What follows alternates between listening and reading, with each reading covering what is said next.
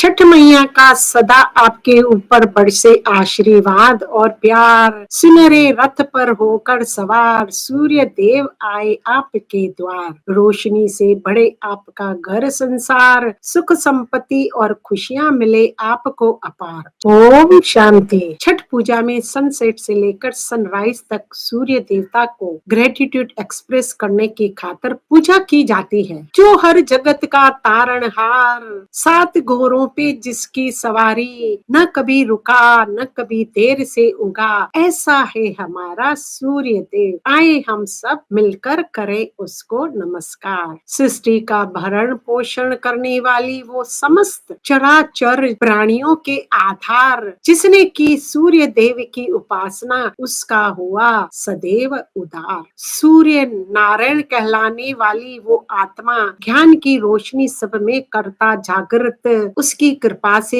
हम बल यश और आयु है पाते। छठ पूजा में सूर्य अस्त की पूजा होती है, अर्थात जिस सूर्य के आधार से सारा जीवन चलता है, जिससे भोजन मिलता है, अनाज पकता है, वृक्षों के द्वारा ऑक्सीजन मिलता है, पानी वाइपोरेट होकर बारिश बरसाता है, तो सूर्य से ही हवा पानी भोजन है। सीजन परिवर्तन होती है तो सूर्य के प्रति हमारी भी एक कृतज्ञता है। पानी धूप और हवा से बुझाते तन मन की प्यास, जिससे चले सारा संसार। इसलिए छठ पूजा में सूर्य के अस्त वक्त अर्ध यानी दिया जलाकर पानी अर्पित किया जाता है। उसका स्पिरिचुअल मतलब ये है कि हम भी अपने मन के भाव से उसका शुक्रिया माने। आप देखो, इस पर्व में भी हर कोई अपने घर के कोने कोने की सफाई करते हैं और स्वच्छता धारण करते हैं। दिन की शुरुआत बड़ी शुद्धि, स्वच्छता, सात्विकता से, यानी अपना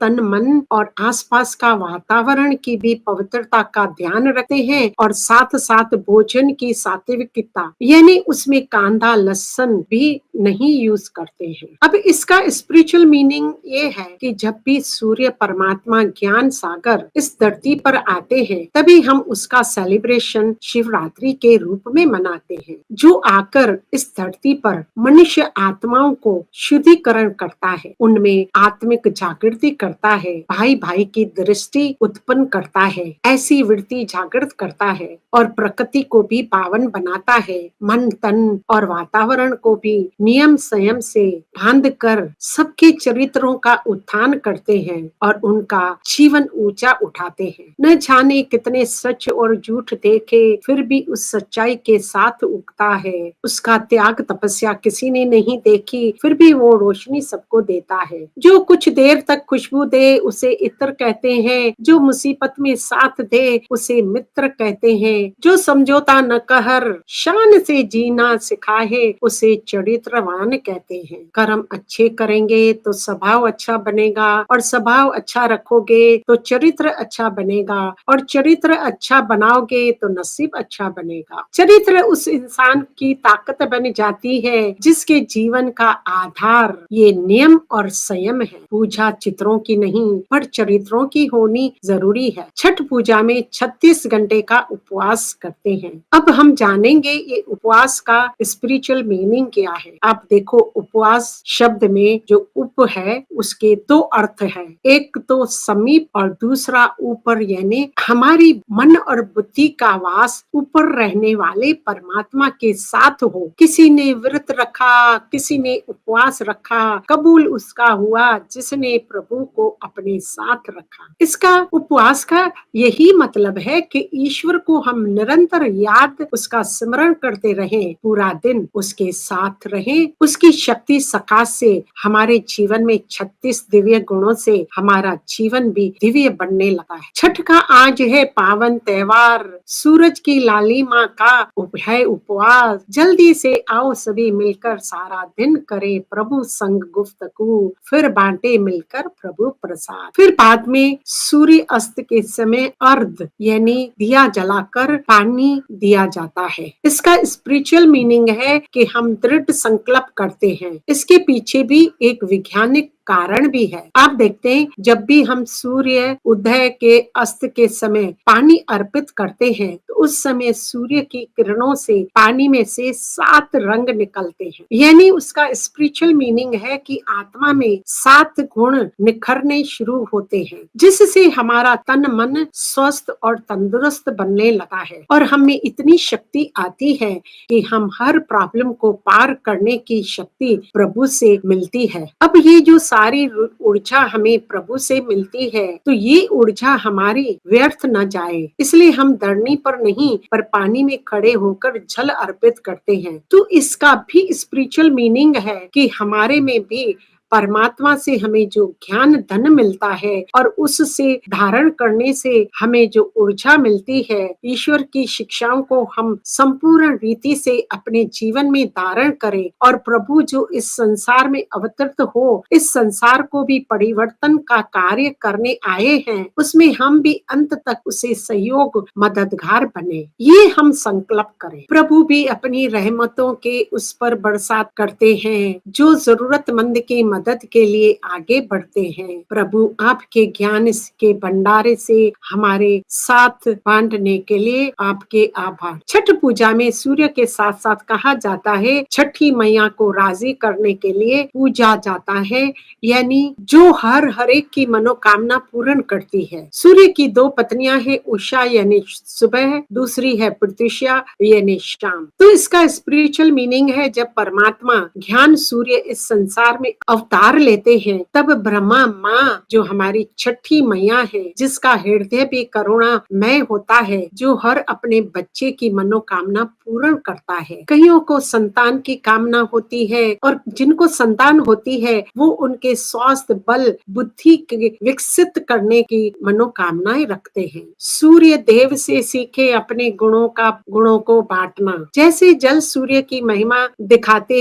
वैसे ही अपने जीवन आनंद और सफलता से चमक से दिखाएं। सूर्य का संबंध न सिर्फ प्रकाश से नहीं है, हमारे जीवन से भी है। हमारे भीतर भी एक सूर्य विद्यमान है जिसका अधिकतर लोगों को ज्ञान नहीं है। यदि भीतरी सूर्य को जागृत रखें तो सदा हमारा अपना शारीरिक स्वास्थ्य खुशहाल, उत्साह बढ़ा, ऊर्जा से जीवन बढ़ा रहेगा। भीतरी सूर्य को जागृत करने से जीवन में मानसिक और शारीरिक संतुलन कायम रहती है, जिससे आप बहुत सारे कार्य जीवन में कर सके हैं और आप में जो भी विशेषताएं है ना उनको वो आगे बढ़ाता है और आपको उन्नति की ओर अग्रसर भी करता है। उदय किसी का भी अचानक नहीं होता, सूर्य भी धीरे धीरे निकलता है और ऊपर उठता है। तो इसका स्पिरिचुअल मीनिंग यही है कि जिस प्रकार प्रभु इस धरती पर आकर हमें अपने कर्मों का ज्ञान देते हैं, ऐसे कर्म जो प्रभु हमें सिखाते हैं उसको धारण करने से स्वर्ग जैसे स्वर में ये संसार बन जाएगा। आपने देखा होगा इस पर्व में किसी पंडित की पूजा की जरूरत नहीं होती है, पर यहाँ हर कोई अपने अपने घर में है ना पूजा करते हैं। इसका स्पिरिचुअल मीनिंग है कि यहाँ प्रभु हमें घर गृहस्थ आश्रम यानी लक्ष्मी नारायण बनाने का ज्ञान की शिक्षा देते हैं। यही ज्ञान गंगा में डुबकी लगाकर यानी ज्ञान की धारणा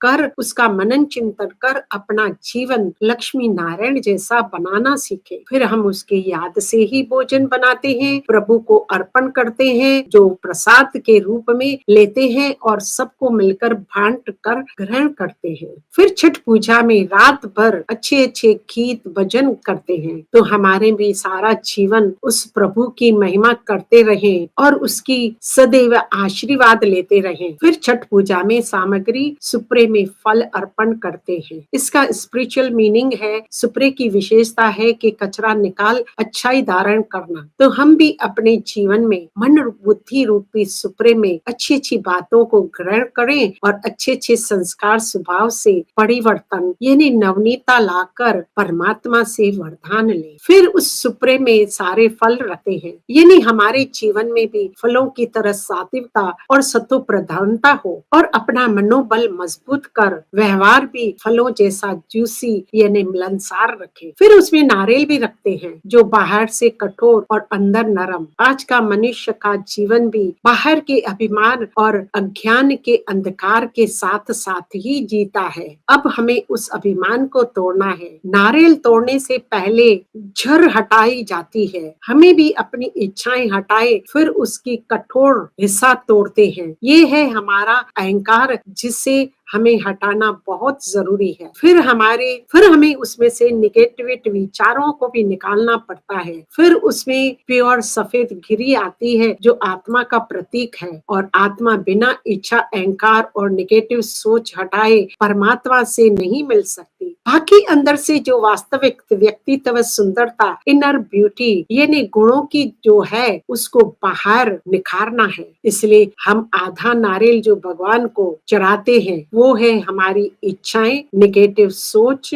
और अहंकार, जो हमें भगवान के आगे अर्पण करना है। और जो आधा नारियल है जो प्रसाद के रूप में हमें बांटना है, तो वो है हमारी इनर ब्यूटी और 7 गुणों से सजाया हुआ जीवन। तो हमें भी अपने अंदर से अहंकार को निकाल कर स्वयं को हल्का करे, सबसे व्यवहार अच्छा रखे, क्योंकि ऊंचा वो उठता है जो हल्का होता है। मनुष्य अहंकार और गलत फहमियों के कारण ही महत्वपूर्ण रिश्तों से दूर रहता है। गलत फहमियां सच नहीं बताती और अहंकार सत्य को देखने नहीं देता। घमंड और अहंकार की वजह से इंसान खुद ही अपने रिश्तों को बिगाड़ लेता है। जिस प्रकार पैरों से कांटा निकल जाए तो चलने में आनंद आता है, उसी प्रकार जीवन से अहंकार हट जाए तो जीवन में आनंद ही आनंद रहता है। फिर उसमें चंदन की लकड़ियां यूज करते हैं। हमारे रिश्ते चंदन की लकड़ियों की तरह रखने चाहिए। टुकड़े 1000 भी हो जाएं पर खुशबू न जाए। अपने आप को खुश रखें और दूसरों को भी खुशी बांटें। अपने आप को खुश